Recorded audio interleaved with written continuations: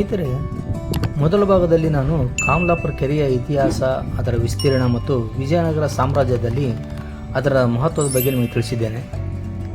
ಇಂದಿನ ವಿಡಿಯೋದಲ್ಲಿ ಕಾಮಲಾಪುರ ಕೆರೆಯ ನೀರು ಟ್ಯೂಬ್ಗಳ ಮೂಲಕ ಯಾವ ರೀತಿ ಹೊರಗಡೆ ಬಿಡಲಾಗ್ತಾ ಇತ್ತು, ಅಲ್ಲಿಂದ ಕಲ್ಲಿನ ಕಾಲುವೆಗಳ ಮೂಲಕ ರಾಜ ಪ್ರಾಂಗಣಕ್ಕೆ ನೀರು ಹೇಗೆ ಹರಿತಿತ್ತು, ಇವೆಲ್ಲದರ ಬಗ್ಗೆ ನಾನು ನಿಮಗೆ ಮಾಹಿತಿ ತಿಳಿಸ್ಕೊಡ್ತೀನಿ. ನಮಸ್ಕಾರ ಸ್ನೇಹಿತರೆ, ಹಂಪಿ ಟ್ರಾವೆಲ್ ಟೈಮ್ಗೆ ಸ್ವಾಗತ. ನಾನು ನಿಮ್ಮ ಪ್ರಕಾಶ್. ಸ್ನೇಹಿತರೆ, ನೀವಿನ್ನೂ ನನ್ನ ಹಂಪಿ ಟ್ರಾವೆಲ್ ಟೈಮ್ ಚಾನಲನ್ನು ಸಬ್ಸ್ಕ್ರೈಬ್ ಮಾಡಿಲ್ಲ ಅಂದರೆ ದಯವಿಟ್ಟು ಈಗಲೇ ಸಬ್ಸ್ಕ್ರೈಬ್ ಮಾಡಿ, ಲೈಕ್ ಮಾಡಿ, ಶೇರ್ ಮಾಡಿ ಹಾಗೂ ಕಾಮೆಂಟ್ ಮಾಡೋದನ್ನು ಮರಿಬೇಡಿ. ಈ ವಿಡಿಯೋವನ್ನು ಕೊನೆ ತನಕ ನೋಡಿ.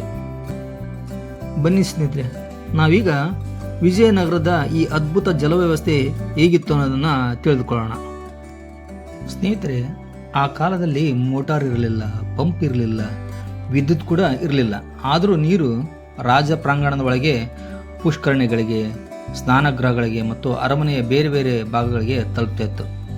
ಸ್ನೇಹಿತರೆ, ಇದಕ್ಕಾಗಿ ವಿಜಯನಗರದ ಇಂಜಿನಿಯರ್ಗಳು ತುಂಬ ಚತುರವಾದ ವಿಧಾನ ಬಳಸಿದರು. ಎತ್ತರದಲ್ಲಿದ್ದ ಕಾಮಲಾಪುರ ಕೆರೆಯಿಂದ ನೀರನ್ನು ಇಳಿಜಾರಿನ ಮೂಲಕ ಸ್ವಾಭಾವಿಕವಾಗಿ ಕೆಳಗೆ ಹರಿಸ್ತಾ ಇದ್ರು. ನೀರನ್ನು ಸಾಗಿಸಲು ಕಲ್ಲಿನಿಂದ ಮಾಡಿದ ಕಾಲುವೆಗಳು ಬಳಸಲಾಗ್ತಾ ಇತ್ತು. ಕೆಲವು ಕಾಲುವೆಗಳು ನೆಲದ ಮೇಲೆ ಕಾಣಿಸ್ತವೆ, ಇನ್ನು ಕೆಲವು ಭೂಗತವಾಗಿ ಹೋಗುತ್ತವೆ. ಈ ಕಾಲುವೆಗಳಿಂದ ನೀರು ಮೊದಲು ಮುಖ್ಯ ಮಾರ್ಗಕ್ಕೆ ಬಂದು ಅಲ್ಲಿಂದ ಚಿಕ್ಕ ಚಿಕ್ಕ ಕಾಲುವೆಗಳಾಗಿ ವಿಭಜನೆಗೊಂಡು ಪುಷ್ಕರಣಿ, ಸಾರ್ವಜನಿಕ ಸ್ನಾನಗೃಹ, ಉದ್ಯಾನವನಗಳು ಹಾಗೂ ಅರಮನೆಯ ಬೇರೆ ಬೇರೆ ಭಾಗಗಳಿಗೆ ಹೋಗ್ತಾ ಇತ್ತು. ಬನ್ನಿ, ನಾವೀಗ ಕಾಮಲಾಪುರ ಕೆರೆಯ ತೂಬು ಹೇಗಿದ್ವು ಅಂತ ನಿಮಗೆ ತೋರಿಸ್ತೀನಿ. ಕಾಮಲಾಪುರ ಕೆರೆಗೆ ಮುಖ್ಯವಾಗಿ 3 ತೂಬುಗಳಿವೆ. ಇನ್ನೊಂದನ್ನು ಇತ್ತೀಚೆಗೆ ನಿರ್ಮಾಣ ಮಾಡಿದ್ದಾರೆ. ನೀರು ಈ ಭಾಗದಿಂದ ಹೊರಗಡೆ ಹೋಗುತ್ತೆ. ಇಲ್ಲಿಂದ ಹೊರಗಡೆ ಬಂದಂಥ ನೀರು ಈ ರೀತಿ ಕಾಲುವೆಗಳ ಮುಖಾಂತರ ಹೋಗುತ್ತೆ. ನೋಡಿ, ಆಗಿನ ನೀರಾವರಿ ಸಿಸ್ಟಮ್ ಎಷ್ಟೊಂದು ಅದ್ಭುತವಾಗಿತ್ತು ಅನ್ನೋಕ್ಕೆ ಇದೇ ನಿದರ್ಶನ. ಕಾಮಲಾಪುರ ಕೆರೆಯು ಸ್ವಲ್ಪ ಎತ್ತರದ ಪ್ರದೇಶದಲ್ಲಿದ್ದು ತೂಬುಗಳು ಕೆಳಮಟ್ಟದ ಪ್ರದೇಶದಲ್ಲಿದ್ದ ಕಾರಣ ಯಾವುದೇ ಪಂಪ್ಗಳ ಅಥವಾ ಯಂತ್ರಗಳ ಸಹಾಯವಿಲ್ಲದೆ ನೀರು ತಾನಾಗಿಯೇ ಹರಿದು ಬರುವಂತೆ ಇಂಜಿನಿಯರಿಂಗ್ ಮಾಡಲಾಗಿತ್ತು. ನೋಡಿ ಹೇಗಿದೆ ಈ ತೂಬು, ಎಷ್ಟೊಂದು ಅದ್ಭುತವಾಗಿದೆ. ಸುಮಾರು 15 x 15 ಅಡಿ ಇರ್ಬೋದು, 8 ರಿಂದ 10 ಅಡಿ ಆಳ ಇದೆ. ನೀರು ಈ ರೀತಿ ಹೊರಗಡೆ ಹೋಗ್ತಾ ಇತ್ತು. ಈ ತೂಬುಗಳಿಂದ ನೀರು ಯಾವ ರೀತಿ ಹರಿತಿತ್ತು ನಾನು ನಿಮ್ಗೆ ತೋರಿಸ್ತಾ ಇದ್ದೀನಿ. ನೋಡಿ, ಈ ರೀತಿಯಾಗಿ ರಾಜ ಪ್ರಾಂಗಣಕ್ಕೆ ನೀರು ಹೋಗ್ತಾ ಇತ್ತು. ಅಲ್ಲಿಂದ ಬಂದ ನೀರು ಈ ರೀತಿ ಹೋಗ್ತಾ ಇತ್ತು. ನೋಡಿ, ಇಷ್ಟು ಡೀಟೇಲ್ಡ್ ಆಗಿ ವಿಡಿಯೋ ನಾನೇ ಮೊದಲ ಬಾರಿಗೆ ಮಾಡ್ತಾ ಇದ್ದೇನೆ. ಸ್ನೇಹಿತರೆ, ನೀವು ನೋಡಿರ್ಬೋದು, ಆ ಮಾಧ್ಯಮ ಈ ಮಾಧ್ಯಮ ಅಂತ ಹೇಳ್ಬಿಟ್ಟು ಹಂಪಿ ಬಗ್ಗೆ ತೋರಿಸಿದ್ದಾರೆ. ಯಾರು ಇಷ್ಟು ಡೀಟೇಲ್ಡ್ ಆಗಿ ವಿಡಿಯೋ ಮಾಡಿಲ್ಲ. ದಯವಿಟ್ಟು ಸಪೋರ್ಟ್ ಮಾಡಿ, ಸಬ್ಸ್ಕ್ರೈಬ್ ಮಾಡಿ ಸ್ನೇಹಿತರೆ. ನೀರಾವರಿ ವ್ಯವಸ್ಥೆ ಸುಮಾರು 1200 ರಿಂದ 1500 ಎಕರೆ ಇದೆ. ಇಲ್ಲಿನ ಮುಖ್ಯ ಬೆಳೆ ಬಂದು ಕಬ್ಬು ಮತ್ತು ಬಾಳೆ, ಇವೇ ಇಲ್ಲಿನ ಮುಖ್ಯ ಬೆಳೆಗಳು. ಇದು ರಾಣಿ ಸ್ನಾನಗೃಹ.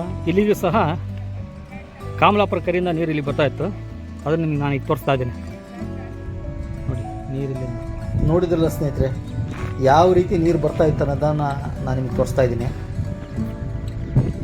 ಈ ರಾಣಿ ಸ್ನಾನಗೃಹದ ಸುತ್ತಲೂ ಇರುವ ಕಲ್ಲಿನ ಕಾಲುವೆಗಳು ಇವು. ಇಲ್ಲಿಂದಲೇ ರಾಣಿ ಸ್ನಾನ ಕೊಳಕ್ಕೆ ನೀರು ಹೋಗ್ತಾ ಇತ್ತು. ನೋಡಿ, ಈ ರೀತಿ ಒಳಗಡೆ ನೀರು ಹೋಗ್ತಾ ಇತ್ತು.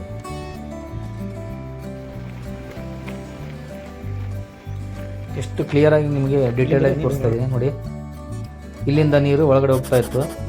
ಅಲ್ಲಿಂದ ಬಂದಂಥ ನೀರು ಈ ರೀತಿ ಸ್ನಾನಗೃಹಕ್ಕೆ ಬೀಳ್ತಾ ಇತ್ತು.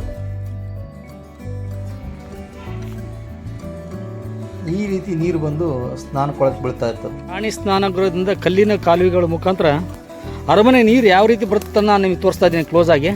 ನೋಡಿ, ಇದೇ ಕಾಲುವೆ ಮುಖಾಂತರ ನೀರು ಅರಮನೆ ಪ್ರಾಂಗಣಕ್ಕೆ ಬರ್ತದ್ದು. ಫಸ್ಟ್ ಟೈಮ್ ಇಷ್ಟು ಡೀಪ್ ಹೋಗಿ ನಾನು ಕೋಟೆಯ ಒಳಭಾಗದಿಂದಲೇ ನೀರು ಬರ್ತಾ ಇತ್ತು. ಅದನ್ನು ನಾನು ನಿಮಗೆ ತೋರಿಸ್ತಾ ಇದ್ದೀನಿ. ತುಂಬ ಶೀಘ್ರ ಇದೆ ಇಲ್ಲಿ ಕಾಲುವೆಗಳು ಯಾವ ರೀತಿ ಇದಾವೆ ಅಂತ ನೀವು ನೋಡ್ತಾ ಇದ್ದೀರಿ. ನೋಡಿ, ಈ ರೀತಿ ಇದೆ. ಮುಂದೆ ಮತ್ತೆ ತೋರಿಸ್ತೀನಿ ನಿಮಗೆ. ಸ್ವಲ್ಪ ಮುಂದೆ ಶೀಘ್ರದಿಂದ ಆಗೋದಿಲ್ಲ. ಮುಂದೆ ಎಲ್ಲ ಚೆನ್ನಾಗಿದೆ. ನೋಡಿ, ಈ ಪ್ರದೇಶದಲ್ಲಿ ಸರಿಯಾಗಿ ಮೇಂಟೆನೆನ್ಸ್ ಮಾಡಿಲ್ಲ. ಆಗಿನ ಕಾಲ ಒಳ್ಳೆ ಯಾವ ರೀತಿ ಇದೆ ನೋಡಿ. ಕಾಮಲಾಪುರ ಕೆರೆಯಿಂದ ಬಂದಂಥ ನೀರು ರಾಣಿ ಸ್ನಾನಗೃಹದ ಮೂಲಕ ಈ ರೀತಿ ಬರುತ್ತೆ. ವಿವರವಾಗಿ ನಿಮಗೆ ತೋರಿಸ್ತಾ ಇದ್ದೀನಿ ಸ್ನೇಹಿತರೆ. ಕಲ್ಲಿನ ಕಾಲು ಯಾವುದಿದೆ ಅಂತ ನೋಡ್ಬೋದು ನೀವು.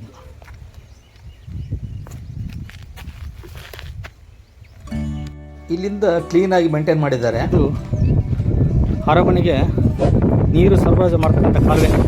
ಮೇಲ್ಭಾಗದಲ್ಲಿ ಏನಿದೆ ನೋಡ್ತಿದ್ರೆ ಇದೇ ಕಾಲುವೆ. ಅದು ಮುಂದೆ ತೋರಿಸ್ತೀನಿ.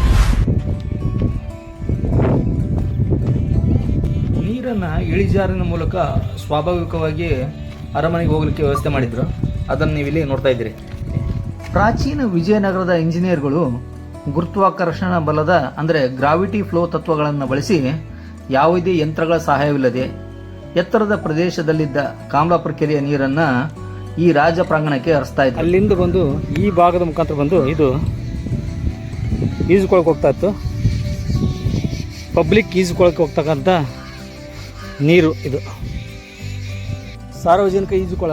ಈ ಸಾರ್ವಜನಿಕ ಈಜುಕೊಳಕ್ಕೆ ಹೋಗ್ತಕ್ಕಂಥ ಒಂದು ನೀರು. ಸೊ ಇದು ಕೂಡ ಕಾಮಲಾಪುರ ಕೆರೆಯಿಂದ ಈಗ ತೋರಿಸಿದ್ನಲ್ಲ ಅಲ್ಲಿಂದ ಬಂದು ಈ ಕಡೆ ಹೋಗಿ ಸಾರ್ವಜನಿಕ ಈಜುಕೊಳಕ್ಕೆ ನೀರು ಬೀಳ್ತಾ ಇತ್ತು. ಈ ರೀತಿ ಬಂದು ನೀರು ಈಜುಕೊಳಕ್ಕೆ ಬೀಳ್ತಾ ಇತ್ತು. ಇದೇ ಈಜುಕೊಳ. ಅತ್ಯಂತ ದೊಡ್ಡದಾದ ಈಜುಕೊಳ ಇದು. ಈ ಕಪ್ಪು ಕಲ್ಲಿನ ಪುಷ್ಕರಣಿ ಕೂಡ ನೀರು ಯಾವ ರೀತಿ ಬೀಳ್ತುತ್ತೆ ಅನ್ನೋದನ್ನು ನಾನು ನಿಮ್ಗೆ ತೋರಿಸ್ತಾ ಇದ್ದೀನಿ. ಪ್ರಸಂಗ ಅಲ್ಲಿಂದ ಬಂದ ನೀರು ಪುಷ್ಕರಣಿ ಬೀಳ್ತಾ ಇತ್ತು. ಅದೇ ರೀತಿ ನೋಡಿ ಇಲ್ಲಿ ಬರ್ತಾ ಇತ್ತು ನೀರು. ಇದು ಪುರಾತನ ಬಾವಿ. ಇದು ಅರಮನೆ ಆವರಣದಲ್ಲಿರ್ತಕ್ಕಂಥ ಬಾವಿ ನೋಡಿ. ಈ ಕಲ್ಲಿನ ಕಾಲುವೆ ಕೂಡ ಪಕ್ಕದಲ್ಲೇ ಇವೆ. ನೀವು ಇಲ್ಲಿ ಗಮನಿಸಿದ್ರೆ ಮೇಲ್ಗಡೆ ಹೈಟ್ ಇದೆ. ಹೋಗ್ತಾ ಹೋಗ್ತಾ ಕೆಳಗೆ ಹಾಗೆ ಹೋಗ್ತಾ ಇದೆ. ಇದರಿಂದ ನೀರು ಸರಾಗವಾಗಿ ಹೋಗ್ತಾ ಇತ್ತು. ಎಲ್ಲಿ ನಿಂತ್ಕೊಳ್ತಾ ಇರಲಿಲ್ಲ ನೋಡಿ. ಆ ರೀತಿ ಇದನ್ನು ನಿರ್ಮಾಣ ಮಾಡಿದ್ದಾರೆ. ತುಂಬ ಡಿಟೇಲ್ಡ್ ಆಗಿ ನಿಮಗೆ ನಾನು ತೋರಿಸ್ತಾ ಇದ್ದೀನಿ ನೋಡಿ. ಇದನ್ನು ಬಲಗಡೆ ಮತ್ತೊಂದು ಕೌಲಿದೆ ನೋಡಿ. ಇಲ್ಲಿ ಕೂಡ ನೀರು ಹೋಗುತ್ತೆ, ಕೊಳಕ್ಕೆ ನೀರು ಹೋಗ್ತಾ ಇತ್ತು. ಅದ್ಭುತವಾದ ತಂತ್ರಜ್ಞಾನ ಅಂತ ಹೇಳ್ಬೋದು ಇದನ್ನು. ನೋಡಿ ವಾಟರ್ ಸಪ್ಲೈ ಯಾವ ರೀತಿ ಇದೆ ಅಂತ ನೋಡ್ತಾ ಇದ್ದೀವಿ. ಪೂರ್ತಿ ಅರಮನೆ ಆವರಣಕ್ಕೆ ಇಲ್ಲಿಂದಲೇ ವಾಟರ್ ಸಪ್ಲೈ ನೋಡ್ಬೋದು. ಇದನ್ನು ಯಾವ ರೀತಿ ಸಪ್ಲೈ ಆಗ್ತಿತ್ತು ಅನ್ನೋದು ನಿಮ್ಗೆ ಕ್ಲಿಯರ್ ಆಗಿ ತೋರಿಸ್ತಾ ಇದೆ.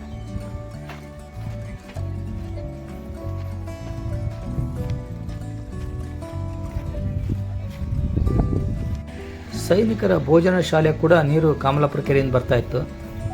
ಅದನ್ನು ನಾನೀಗ ತೋರಿಸ್ತಾ ಇದ್ದೀನಿ. ಮಧ್ಯದಲ್ಲೇ ನೀರು. ಆ ಕಡೆ ಈ ಕಡೆ ಕಲ್ಲಿನ ತಟ್ಟೆಗಳನ್ನು ನೀವು ಇಲ್ಲಿ ಗಮನಿಸಬಹುದು. ಇಲ್ಲಿ ನೀರು ಹೊಕ್ಕೊಂಡು ಬರ್ತೀನಿ.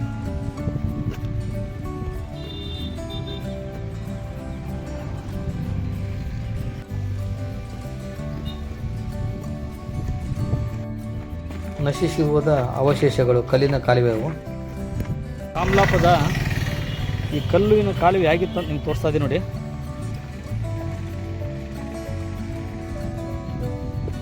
ಕಲ್ಲಿನ ಕಾಲುವೆಗಳು ಇವೆಲ್ಲ.